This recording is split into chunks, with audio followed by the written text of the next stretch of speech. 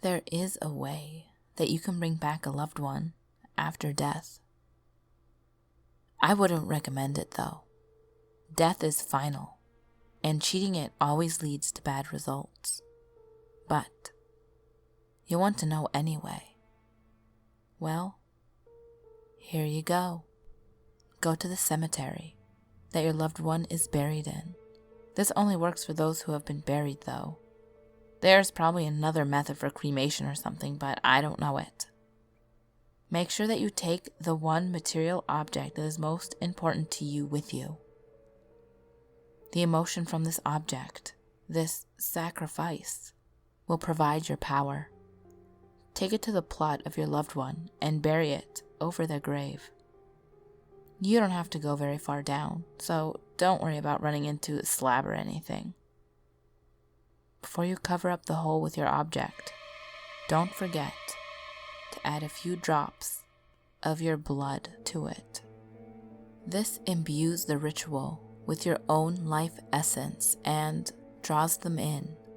Then comes the final steps.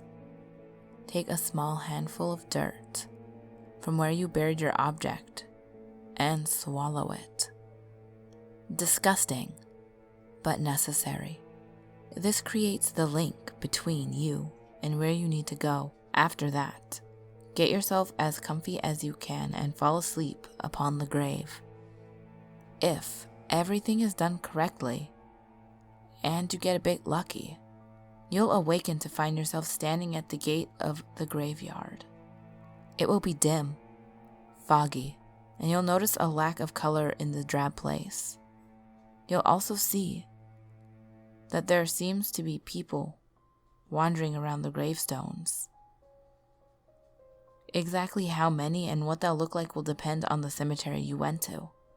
But I've never heard of a location not having at least a few dozen of them wandering around. Whatever you do, stay away from them.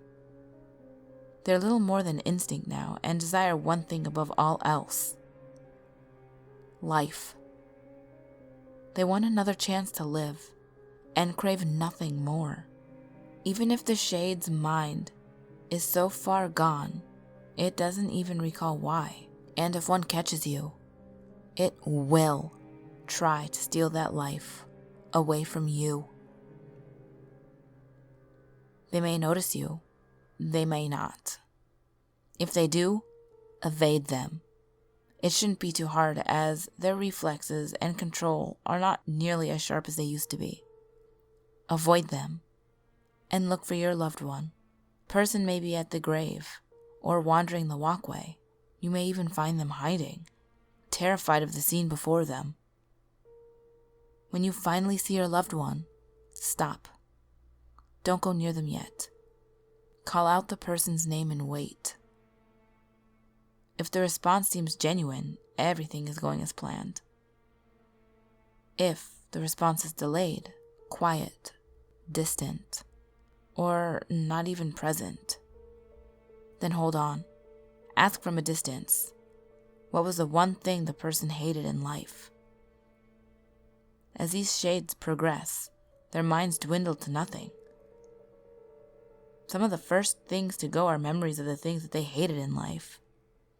Any bad memory that makes them seem terrible would slip away, to be replaced by that deep desire to return to the living.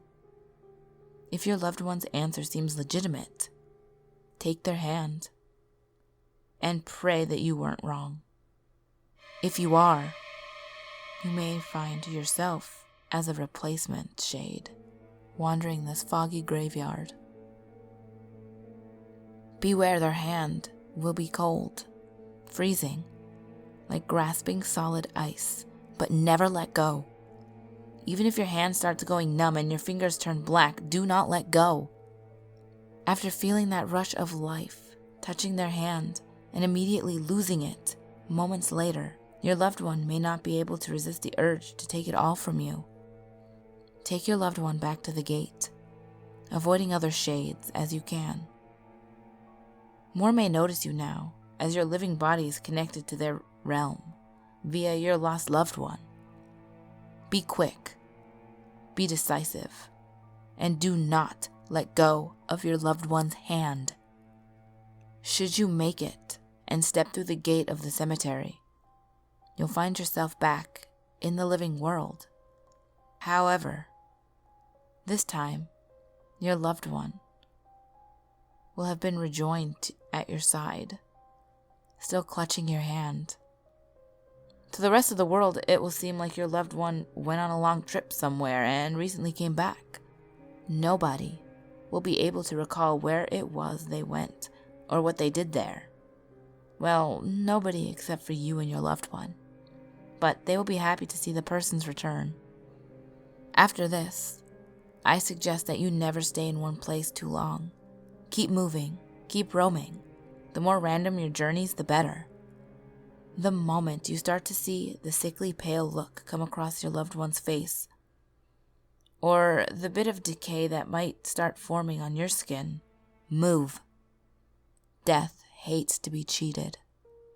And if he catches up with you and your loved one, he'll make sure that you both feel every bit of the rotting sickness that will build up in your bodies until your loved one once again falls to the grasp of death and returns to the cemetery.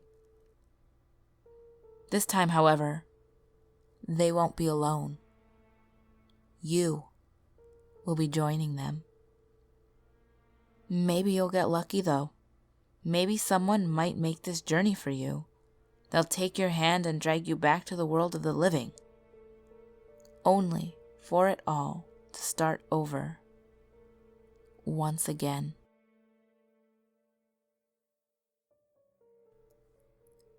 Did you ghouls enjoy the ritual pasta? I've never narrated a ritual pasta before, so I figured I would try it out with this, decently length one. It wasn't too long, it wasn't too short, I feel. But let me know if you ghouls like these, or if you like regular creepypastas instead. The secret word for today will be home, because I am home. As a bunch of you ghouls know, I was house sitting, and it's just great to be home. Like, you don't realize how much you like your home until you're out of it for a while and come back. But as always, my last video will be on the top left. My next video will be on the bottom left. All my social medias are on the screen, as well as in the description box below. And remember, there's always someone or something watching you.